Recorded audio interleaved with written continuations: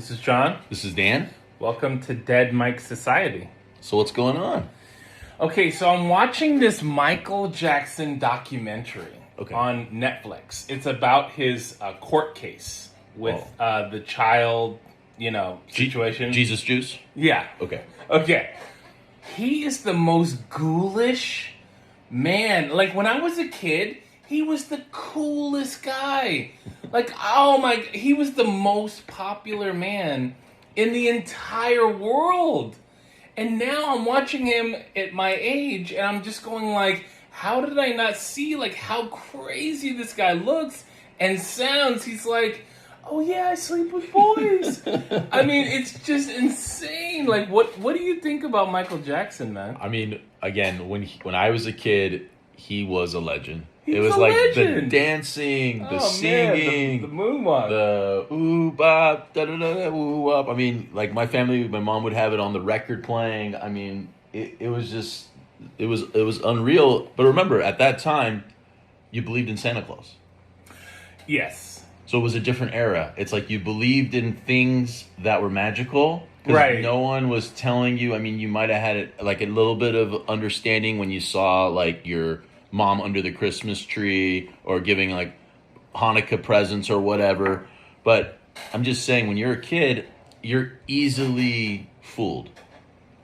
You know what I mean?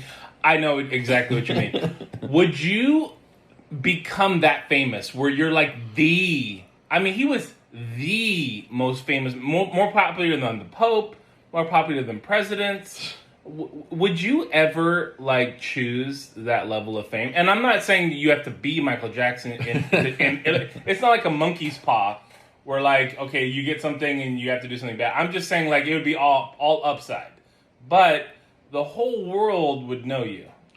I mean, look, I don't think you get to choose that, but if it happened to you, is that something that's interesting to you? You'd have to embrace it. I mean, I wouldn't necessarily want to go to the Ralphs and have 900 people or 9 million people, whatever the number is, trying to get an autograph, trying to take my picture. I mean, I'm from LA, so I mean, I see the paparazzi. I see them follow like Paris Hilton and different celebrities to this day.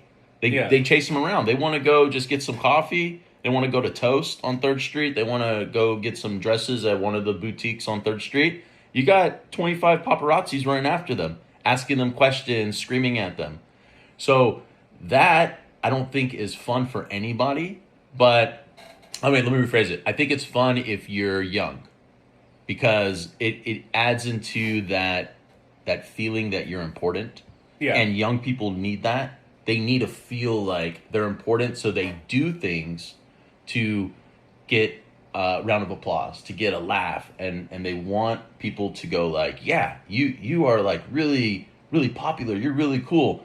And they need that. But I think once you gain some wisdom steps, you start to realize that isn't even real. You don't need it. Now, is that connected to the fact that like adolescents and teens are looking for that like that's where peer pressure comes from? It's like the idea that you are trying to figure out your place in society. Yeah. You know what I'm saying? So that's kind of what you're saying, right? Yeah, I think it's also a fundamental psychological issue too with how the brain develops, because before you get to a certain growth step, you're counting the years that you've been here. So you're going like, oh my God, I'm 15 now. Oh my God, I'm 16. I can drive. I'm 18. You're like so excited because you feel like you're growing up and you're hitting these milestones that seem like so huge at the time. Yeah. But then you have this mind shift, and all of a sudden you're going like, well, how much time do I have left? And it changes, because then you're looking at life the opposite way. So you're not going like, oh, cool, I'm almost 50.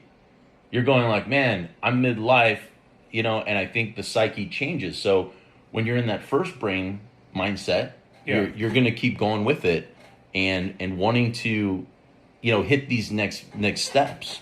So, I mean, like, you're a father, you have kids. Yeah. Haven't you seen them with these milestones, like excitement, and have any of them yet shifted or? Yeah. So, I would say that, like, I'll give you an example. So, like, we've had so many graduations in the last like year, Mm-hmm. 2 years. There was a marriage. Like there's so many milestones. So I agree with you. And like for my life personally, I haven't had much going on in the last like decade. Mm-hmm. You know, so like I definitely see that like my kids are having way more like milestones in their life than I am. But I personally don't think that I'm at the stage where I'm looking at like how much time I have left. Okay, so you don't feel like you're in a midlife and you're not going like, well, I need to be a little healthier now. I need to watch my heart health. I need to watch my intake. I mean, you know, I'm kind of I kind of try to look after my health as it is. You know, so like I'm pausing because I'm thinking about it, but like I'm definitely not at the stage where I'm like, oh, I gotta watch my blood sugar, I gotta watch my heart. Like I think I walk, I avoid sugar, I eat regularly, I definitely try to lower stress. So did you do that 10 years ago?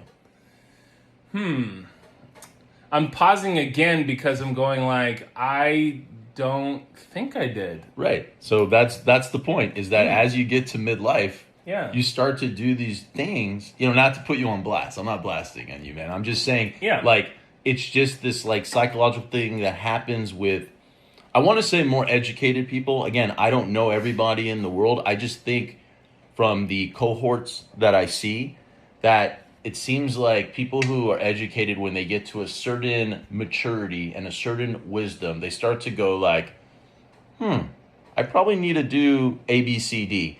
But when you're younger, you're going like, I'm indestructible.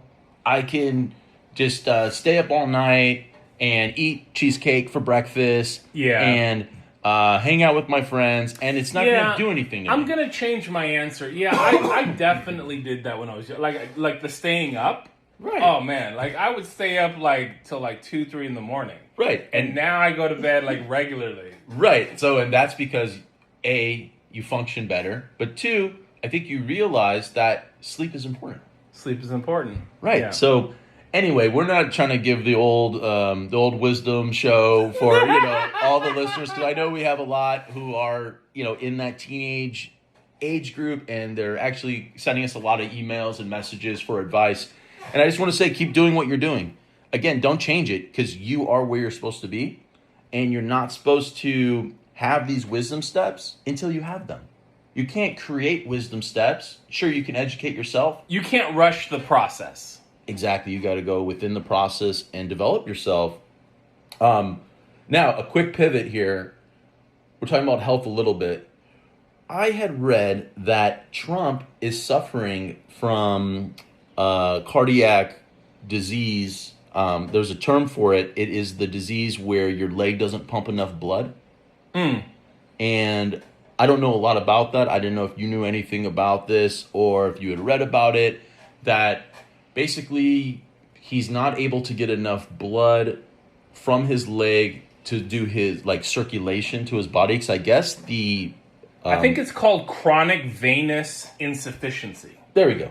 So anyway, what's going on with the guy? Well, okay, he's like one of the oldest presidents that we've ever had. Yeah. Now we were just talking about age. Like, I don't knock him for having, me personally, I don't knock him for having health issues, because your body does break down. I think when humans evolved, we lived till like our 30s. Oh, yeah. So like living till you're 80 is like, it's like a little more than double the span. Yeah, it's like already. 2.5 times. Yeah, I had seen that they supposedly, again, this is not official scientific news or anything, but I guess there are people, allegedly, that take the organs of younger people. There's some leaders, I want to say, possibly in Korea, possibly in China. Nothing is official news. But what they do is they'll change out an organ with a younger person's organ, because they feel their science is saying, hey, if you have younger organs, you will live longer. Does that seem like that would make sense? Okay, here's where it makes sense to me.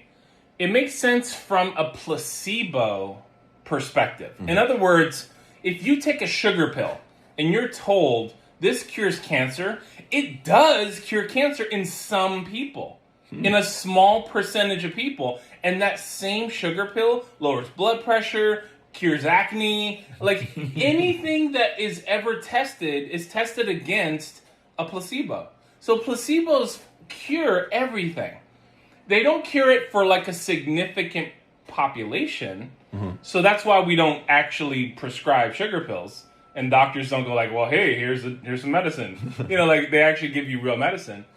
But I think that if you believe that the organs are going to change, in some leaders it would do that. And I think that like that's enough for like some people. They just want that extra edge. Like in NASCAR, if you can shave like a tenth of a second, they're like, wow, yeah, let's do it, man. That tenth of a second? Woo! That wins races. So like if you switched out some organs and you felt like, I don't know, 1% better, they would probably go like, hey, let's do some more organs. That worked. Right, like a false sense of security. Yeah. I guess. But yeah, so I was going like, wow, I mean, what other kind of things are going to come up in the future if we have world leaders that are going like, hey, I want to live forever. You have this robot technology that's also, I guess... Now, do they want to live forever or are they afraid to die? Because are those two the same or are they different? Because the one I look at as being more like brave and like you want to live longer, you want to like impact the world. But if you're afraid to die, that seems a little weak to me. Well, yeah. But I'm not that age, so I can't really judge. Right. I mean, I think a lot of world leaders understand the lifespan, and I think at a certain point you aren't afraid necessarily to die because you understand that we are mortals.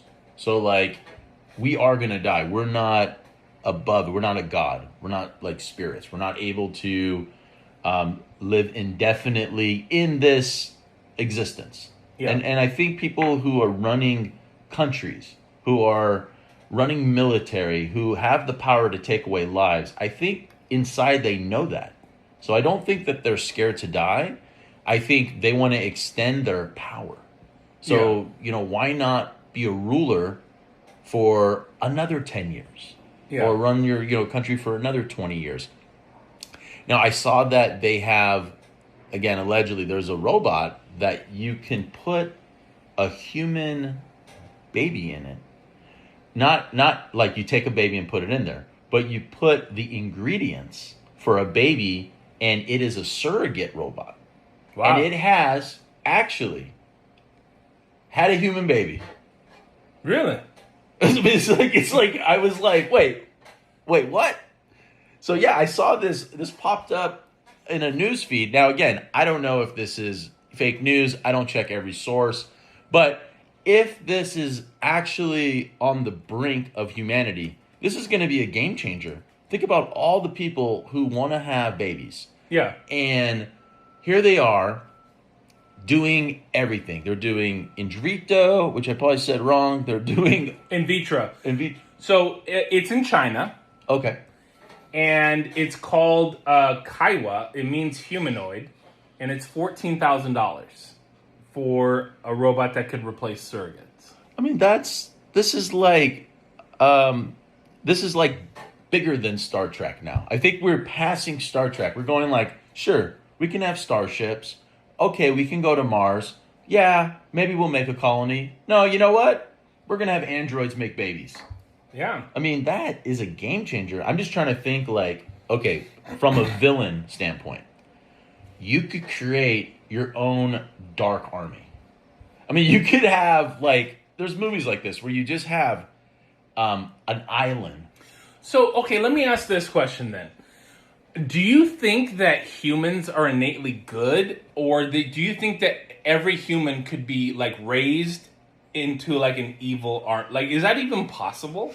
Like, could humans, or do humans have like an innate sense of right and wrong from how they're born, and people just don't. People have to be like conditioned into acting evil. I think we learned from the Torah that everybody has evil inclination.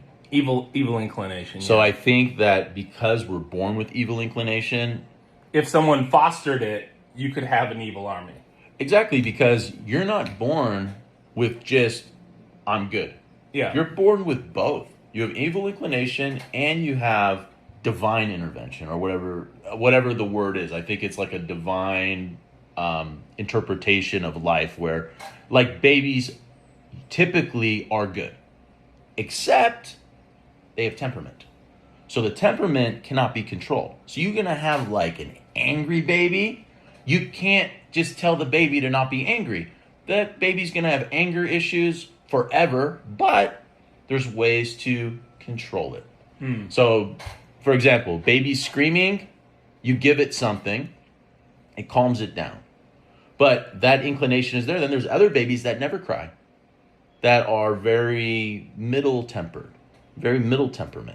So I think with this, you could have a dark army if you basically had a bunch of babies that learned to follow your curriculum. And at this point, I feel like I'm thinking of a movie. There was a movie called The Island.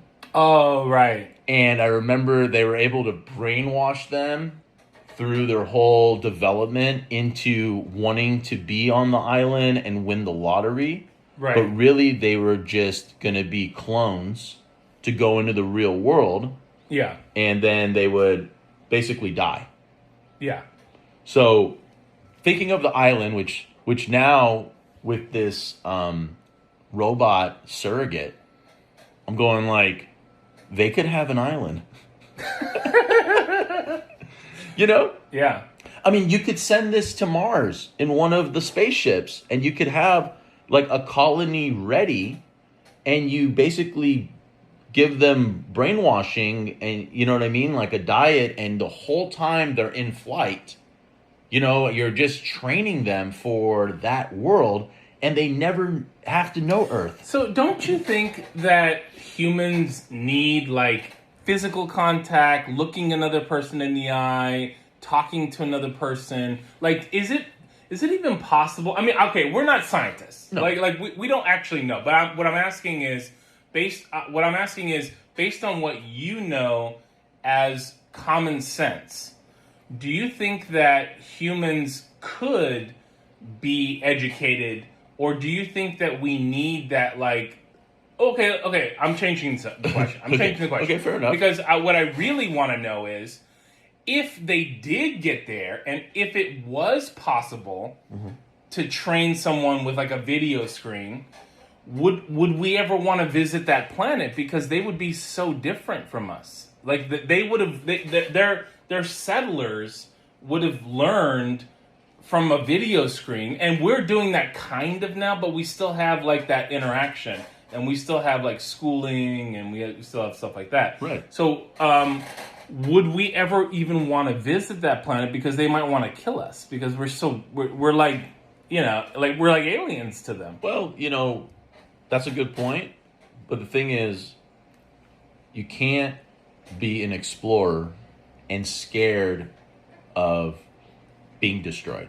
I mean, the whole idea of being an explorer is willing to cross that line. Like, there's indigenous tribes in the Amazon that are cannibals. Yeah. And we know that.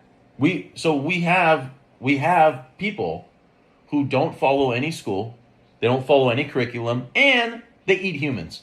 Yeah. Still go visit them. I'm just saying, people still go visit them. Sure, sometimes they're eaten and they're in their, you know, like ceremonies. So I would say we would visit them, but you are right. They would act different because they wouldn't have Christmas. They wouldn't have the body language. I just want to say one thing about body language, pivot. The newer generation doesn't actually have the same body language. Their communication is different.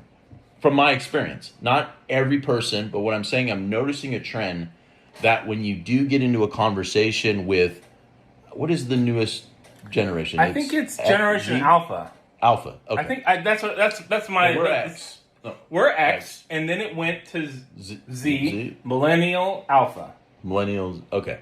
So Alpha. So I've noticed that there are certain mannerisms in a conversation with pace, eye contact, that isn't there anymore.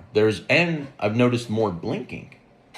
So I was teaching a chess class, and I was noticing that my students who were asking me questions about the game were blinking a lot more. So like we blink however many times, a minute, right? But I was noticing like blink, blink, blink, blink, blink, blink, blink, blink, blink, blink, blink, like that. And it was something that wasn't just one student. It was like, why is there so much more blinking? I'm just trying to think, like, could their eyes be drier? Is it? It sounds like probably like screen. Like looking at a screen a lot. It would probably dry your eyes out because you're not blinking when you're looking at a screen. Okay. Like when you look at a computer, when you look at a TV, when you look at a screen, like you want to take in as much as you can. Now, do you think it's rude of me to have noticed that? Like as if I was noticing that the person had like an imperfection? Does it make me a bad person? Like, you know what I'm saying? If someone is handicapped and you're focusing on their disability, well, then people would think you're an a-hole.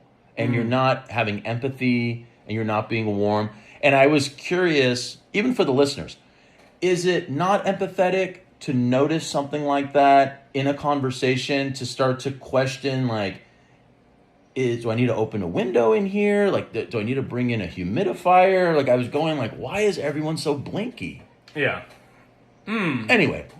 I think, okay, so my read on it is because you're the teacher, you are trying to pick up on cues from your students to know, hey, are they paying attention? Are they tracking me? Like, am I having an impact on them?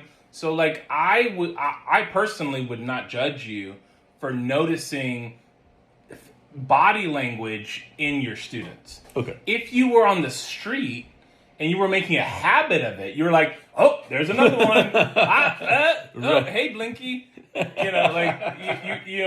were kind of like making a point of like going out of your way. Right. Then I would say, hey, but like as a teacher, I don't want to say that's your job, but it's like you're going above and beyond and going like, hey, are they tracking me? So you're paying attention to their eyes. Are they looking at me? Are they looking down? Are they looking at a screen? Are they looking at a comic book? Right. Exactly, because I want to understand, because not everyone is articulate about chess. There are people, kids especially, they're learning the game. They're learning the names of the pieces. So they might point to a piece, they don't even know the name of it. And so I'm trying to work with them as a teacher to be like, oh, you mean the bishop? Okay, this is bishop on the white side. Okay, let's talk about bishop. Anyway, doesn't matter. Just chess 101. Chess 101. Yeah. All right, so I want to ask you about this. So Sophie Brousseau and Drake. So she's his, like, I don't know what other word to use. She's his baby mama. Like she literally had a baby. They weren't married. They're not together. So. What is she in?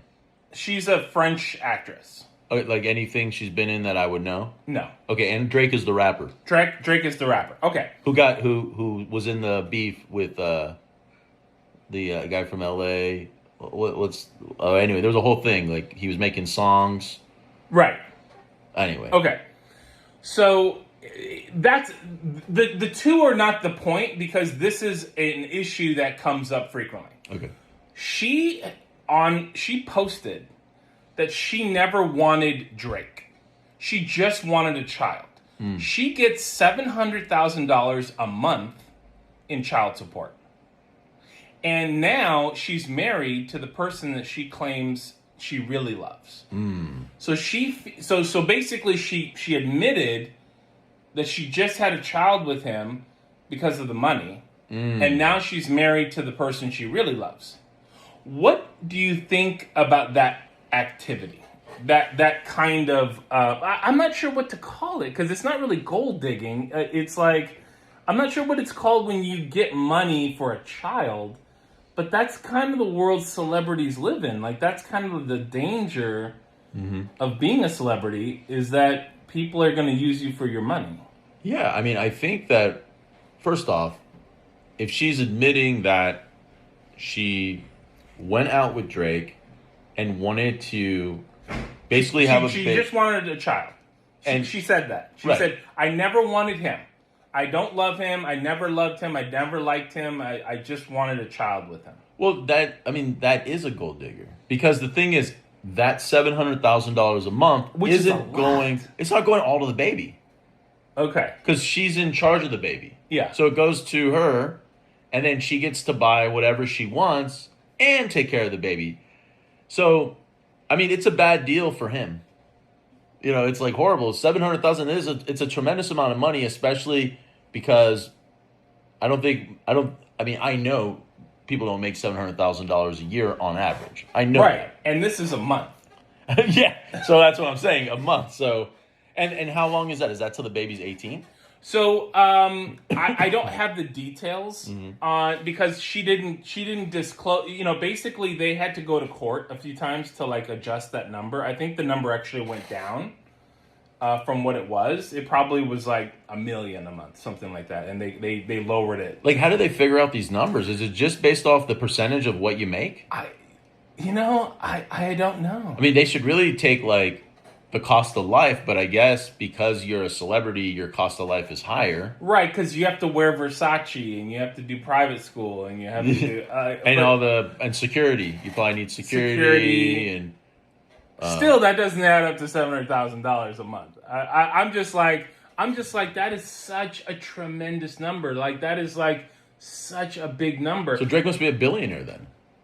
He's had quite a few hits. He has quite a few liquor deals. He has quite a few promotional deals. He tours, like, you know. So he's not sweating it. He's not sweating it. I think it's like a drop in the bucket to him. But my point was more. Is that behavior acceptable? Seems predatory, actually. It is. It's shady. It's shady. It's super shady. It's super shady. It's like she went on a mission. She went on and she admitted it. She admitted it. I mean, that should be like prison time. Should she have admitted it? You know, now that, okay, because the thing is, she feels comfortable now that she's landed in a marriage that she actually is in love with. She probably has to clear her conscience. Oh. So she has to do it, A, to clear her conscience, but also to reinforce with her new relationship that this baby that you're seeing, that's just because I wanted a baby. Even though it looks like Drake, it probably raps like Drake or whatever. This ain't Drake. This ain't Drake. You know what I mean? Right. But yeah, she's sick. She's sick. And women who do that, and again, I'm taking a stance. I think anyone who goes out and deliberately does that is definitely shady. And that's not, I don't think you can get a pat on the back for it. Like, I know that in some circles it would be, because there are people who want to do dirt. And they're like, you know what? High five, you did dirt. Right. You know? But you know what? I don't think that that's going to help her to be better in life. Now, I know someone personally who thinks that they want a high five for the dirt. Right. Yeah. And it's a female. Right. And I get that, because it's like, go girl. Like, if you can get them, why not get them? I get the mentality, and it's like, it's the same mentality. I'll give you a great analogy. You go into the grocery store and you're buying $200 worth of groceries. Okay? And like, for me, that's a lot. Okay? Accidentally, the clerk didn't ring up a $20 item or a $30 item. A lot of people go like, that's on the clerk. Like, that's it. But the people with integrity go like, hey, you forgot to ring that up. Right. So the people who are going to high-five you for getting that free $30 or $20, whatever thing, those are the same people who are going to high-five her, like, get him, girl. They're the people who live in the gray area. Yeah. You know? Yeah. No, I totally agree, because, like, I have insurance, okay, and I was getting some medicine, and it used to cost me, like, my copay, which was, like, $10. Lately, it's been costing me, like, 70 cents. And so I just asked. I was like, "What's the difference?" And the clerk was like, "Well, why are you asking? Like, don't you want to just take them?" You know? And I was like, "Well, no, because like I'm interested to know like why there was a change. It's not that the money is like that different, and it's not that I'm trying to make insurance companies rich. But I hear what you're saying. I just had like a sense of integrity of like, are you sure that you're charging me? And also I had a little bit of fear of like, are you going to catch me later and go, hey, you owe like $500 in back pay or whatever. Right. Exactly. And it's right. And that's what I'm saying is having that wisdom, that I want to call it honor, is it's honorable to want to pay your fair share and to not want to get by, to try to take advantage of a loophole or a gray area. So I would say for the listeners, would you high five her? Is this behavior good or bad in your opinion? Like would you judge her, or is it just like, none of our business? Like we should focus on the things we can control because we can't control her. We can't control her. So you know what I mean? Right. Maybe just focus on the things we can control. Yeah. Yeah. So there was a deadly twin earthquake that hit Venezuela. There was actually 5 earthquakes. 5 earthquakes. Okay, so The whole ring of fire. Okay. So that's all connected. Yeah. And it went like Venezuela, California, Japan, and then whatever. There was 2 more, but it's like right on the ring of fire. So platonic, the tectonic plates. When one shifts, another has to shift. Yeah. So some researchers were saying that there are faults in California, in near Los Angeles, that are the most stressed they have been in 1,000 years. And so that does not mean that we are having an inevitable earthquake. It does not mean that it's, it just means that the stress, like the computer models that they did were showing like a high degree of like tension between the plates. Okay. So does that make you consider leaving Los Angeles, or are you like a Los Angeles born and bred? I've been through a few, the Northridge, like, because people who live in Florida, right? Like they have hurricanes. People who live in Oklahoma, they have tornadoes, and they're like, yeah, well, that's where I live. You know, you're not going to get rid of me. Yeah, I don't know if you can avoid natural disasters. I mean, where would you move to? Like you just said. So like you leave LA and you go where? And what do you have to deal with? Because I feel like everyone has to deal with something. Everyone has to deal with something. It's not really a perfect place. No. But what about the Bahamas? Well, they have to deal with monsoons and all the weather stuff. They're an island. Yeah. So when they get hit, they got to shut it down. I mean, you got to hold on to a palm tree. Yeah. And then like Maine, Canada, you have like super cold. Yeah, I mean you have all the ice and snow. Yeah. Right. So every winter you're stuck. You can't use no supplies. So every place has. So it doesn't matter where you live, you have to deal with something. So you just have to like become at peace with wherever it is you live. Right, and it's like if the earthquakes are so rare for like a big one, you know, we're used to small ones, and it's only most of the time you don't even feel them. I know. They're like, "Hey, did you feel the earthquake?" And I'm like, "No." Right. So when the big one hits, you just hope that something doesn't fall on you, because it's not going to be forever. It's going to be like, I'll say no more than 2 minutes at the most, which is still a believable amount of time. Probably less than that. Yeah. But I'm just saying, if it was like whatever the biggest earthquake of all time, and it was 2 minutes long, it has to be the biggest earthquake ever was like 1.5 minutes or something. Are you going to look it up? Go ahead, you can look it up. But yeah, I mean, it's like, what do we think? You know what I mean? Yeah. I don't know, what do the listeners think? Like, are you scared of the big one? I mean, you know, the big earthquake hitting? Like, are people moving away because of that? The biggest earthquake, the largest earthquake in Los Angeles was a 6.4, and it was in Long Beach. And how long did it last? It does not say how long it lasted. I don't think they keep records Of length of time? Of length of time. Well, you would think that would be like a big stat. you'd go like, that earthquake was, 4 seconds and, 4.8 seconds. Basically, they say several minutes. They don't actually have Several minutes. several minutes. Okay. Yeah, they basically like 2 to 3 minutes, something like that. Oh, damn. 2 to 3 minutes. Well, that's bigger than I thought. 3 minutes. Because I remember the Northwood earthquake. I happened to be, I was like a teenager. I was throwing like actually a party. And all of a sudden, it was like lights went out. And we all just knew. We all were like, earthquake! And everyone just kind of jumped in a different area. And it just shook, which seemed like, it did seem like forever. Yeah. And then, it ends, and then you kind of are like, what do we do now? It was an earthquake. Like, what are you supposed to do? Right. You don't know. Like, as a kid, are you supposed to go outside? Or well, so since some people do live in earthquake areas, what are you supposed to do? Right. Is it still like get into a doorway? I think initially you get in the doorway, but I know, I think you're not supposed to go outside. Because of the electrical lines. Because things, can fall on you. Yeah. But I don't know what you're supposed to do. I guess you're supposed to... I think you're supposed to get into a doorway or get underneath a table. I remember that in school. You would stop, go into the table, put your hands behind your head. Yeah. So that if something fell on you, you were protecting your brain. Yeah. But yeah, so right now, if an earthquake hit, what would we do? Would we both try to jump into the doorway here? I don't know. Or would we try to go under our new desk?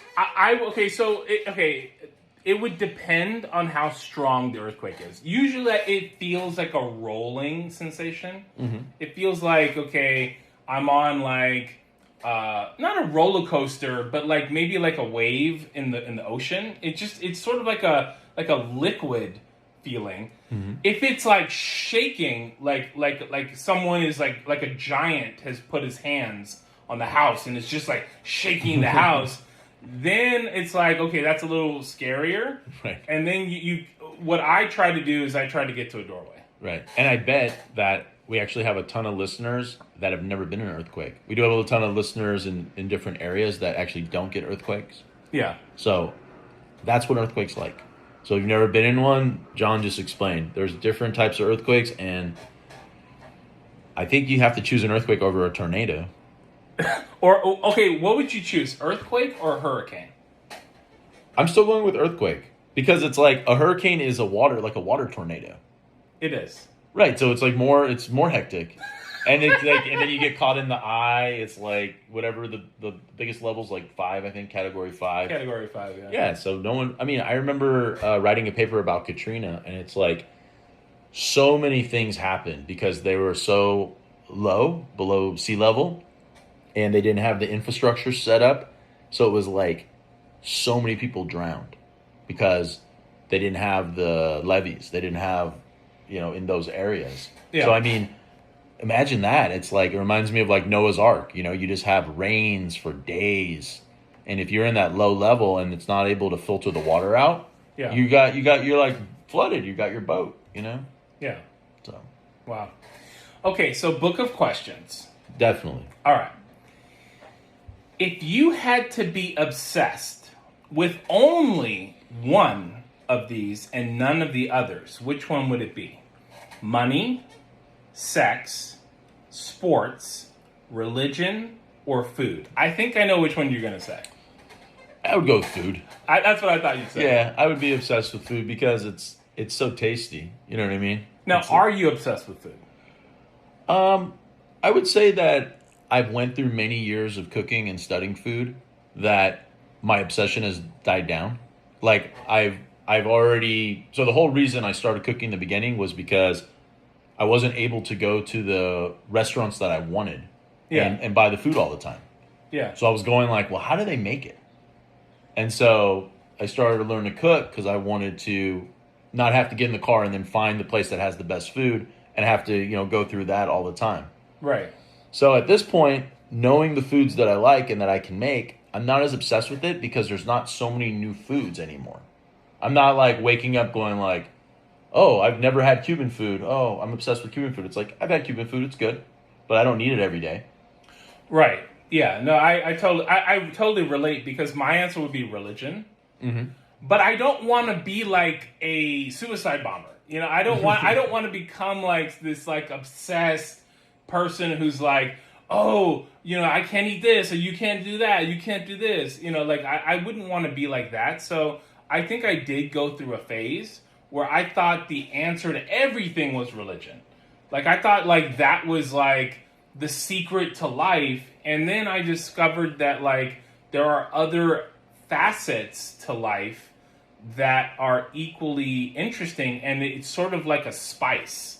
You know, instead of like putting salt, like, and that's the entire dish. Like you're just eating a big plate of salt. Like you salt meat, you salt vegetables, you know, like it just becomes like a flavoring. And then I was like, like that. So it's kind of like the wisdom thing you were talking about. Right, so you add a different flavor to it. It's not everything is salt. With religion, you kind of spice it up with like some hot sauce or some garlic. You know, so and so to take it out of analogy into concreteness, like you know, having a family meal instead of like this huge religious, you know, ritual. You know, like turn, and that way other people can come and join, and you can like learn what other people do. Because in Los Angeles, I think we are kind of a very diverse city. Absolutely. And we're sort of like a cosmopolitan city. So we have like people from all over the place, and we have lots of people. So I want to like learn and discover like what other people have to offer. Right, and having religion, I would say that most people are drawn to some kind of spiritual awakeness. It doesn't necessarily have to be an organized religion. A lot of people, when you ask them, are you religious? They go, I'm spiritual. Right. So I think people are always trying to keep kind of like one foot in society and reality, and then like one foot kind of in this almost like imaginary world. You know, like what's going to happen when you die? Is there this spirit world? Is there this afterlife? I mean, it sounds a little bit like Santa Claus to me, a little bit. I'm not trying to discredit it. I know I can get a ton of emails with everyone explaining to me exactly why I need to read Ezekiel and I need to understand. So I don't need that. I'm just saying people are drawn to wanting to know if there's afterlife. I mean, there's so many historical civilizations before us that were talking about this. Yeah. They were like, you know, that there's this bigger picture. There's this reason you exist. There's this. So I enjoy religion and spirituality, but also, like you said, having people come to the table who are agnostic or they don't. You know, they say they don't have a belief, right? They're like, I don't really believe in anything, even though that is their belief. So there's people who I've talked to about religion. I go, you know, well, are you religious? They go, no, I don't believe in anything. And then you go, all right, well, that's a belief. Yeah. You know, and we go on from there. So let me ask this question then. So, and this is totally opinion. I'm not saying you have to have the definitive answer and that whatever you say is true. I'm just asking, like, in your sphere of like awareness, do you think that you can hear the voice of God? Not like Moses, not like you know, hey, don't do that, you know, like, but I'm just saying that, like, do you think that you can communicate with the creator of the universe? Do you think that's possible, or do you think the creator of the universe is cut off from this world and, like, lives in sort of, like, the pre-existence and, like, made the world and we are sort of, like, alone in it? Well, for me, I am kind of a person who can sense energy. So, for example, when I go into, like in the past, I've been to certain synagogues where there's a religious event going on. And both Jewish and Christian. I'm saying I've been in a synagogue, I've been in church, where there are people who are worshiping. You have this like energy sense. Everyone's on the same page in there. And I feel an overwhelming amount of energy. And when I feel that energy, I feel that there's a connection to an almighty God. I go like, oh, this is it. This is monotheism. This is what it's about. I feel a connection right now. I'm surrounded by others that feel a connection. And I don't get that feeling if I'm just reading like a scripture or if I'm looking at the Parsha for the week, right? I'm reading it. I don't get the same sense, even though I go like, how can I relate this to my life? And I'm reading it in English. I know if you read it in Hebrew, there's a different translation. Yeah. And I've been in situations where I have like a guide who's explaining to me the Hebrew translation for it.